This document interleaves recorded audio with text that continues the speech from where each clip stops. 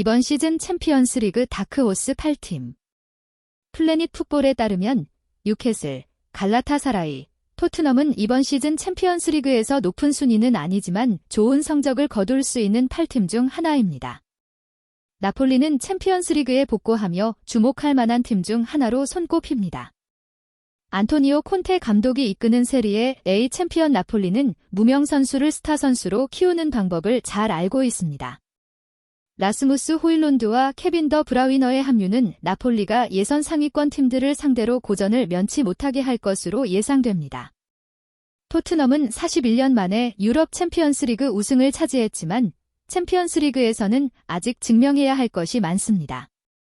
토트넘은 2019년 결승 진출을 제외하고는 대회에서 큰 성과를 내지 못했습니다. 토마스 프랭크 감독은 이번 시즌 토트넘의 좋은 성적을 이끌 것으로 기대됩니다. 2025년 여름 아틀레틱 빌바오는 니코 윌리엄스를 성공적으로 영입했습니다. 윌리엄스 형제는 에르네스토 발베르데 감독의 스쿼드에서 매우 중요한 역할을 하고 있습니다. 빌바오는 항상 극도로 까다로운 플레이 스타일을 가지고 있어 올해 챔피언스리그에서 놀라움을 선사합니다.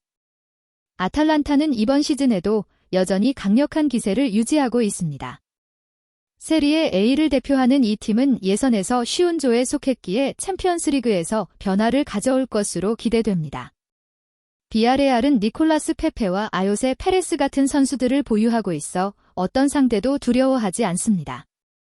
노란 잠수함은 2022년 준결승에 진출했고 2025-26 시즌 라리가에서 인상적인 활약으로 시작했습니다. 뉴캐슬은 2023년 10월 세인트 제임스 파크에서 PSG를 4대1로 꺾으며 유럽 전역의 이목을 집중시켰지만 이전 방식에서는 조별리그를 통과하지 못했습니다. 매그파이스는 이번에는 더욱 강력한 의지를 가지고 돌아왔습니다.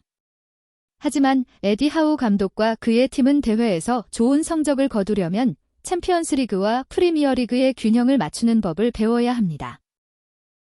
에즈 모나코는 킬리안 음바페가 있었을 때의 순위를 되찾지는 못했지만 챔피언스리그에서 놀라움을 선사할 만큼의 전력을 갖추고 있습니다. 미카 비에레스, 데니스 자카리아, 라민 카마라와 같은 재능 있는 선수들과 폴 포그바, 안수 파티 같은 유명 선수들을 보유한 모나코는 특히 예선에서 너무 강한 팀들을 상대하지 않는다면 분명 좋은 모습을 보여줄 수 있습니다. 갈라타사라이는 터키에서 빅터 오시멘과 같은 세계적인 스트라이커를 보유한 보기 드문 팀입니다. 나이지리아 출신 스트라이커를 영입하기 위해 최대 7,500만 유로를 지출한 갈라타사라이는 유럽 무대에서의 입지를 회복하고자 합니다. 오시멘은 갈라타사라이가 예선에서 리버풀이나 맨체스터 시티 같은 강팀들을 어렵게 만드는 데 큰 도움이 될 수 있습니다.